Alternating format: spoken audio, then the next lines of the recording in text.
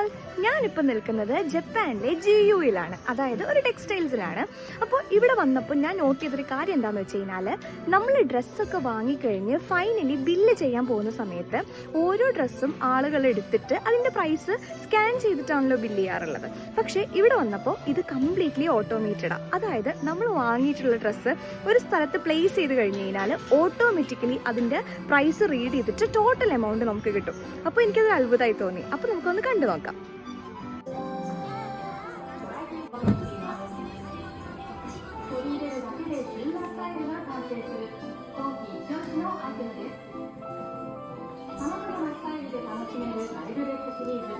ഇവിടെ നമ്മൾ ഡ്രസ്സ് ഇങ്ങനെ ഒന്ന് ഇടണം.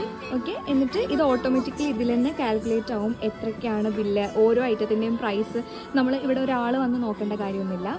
ശേഷം ഇവിടെ ഓട്ടോമാറ്റിക്കലി ഇവിടെ വരും. ഓക്കെ, എന്നിട്ട് ഇവിടെ നമുക്ക്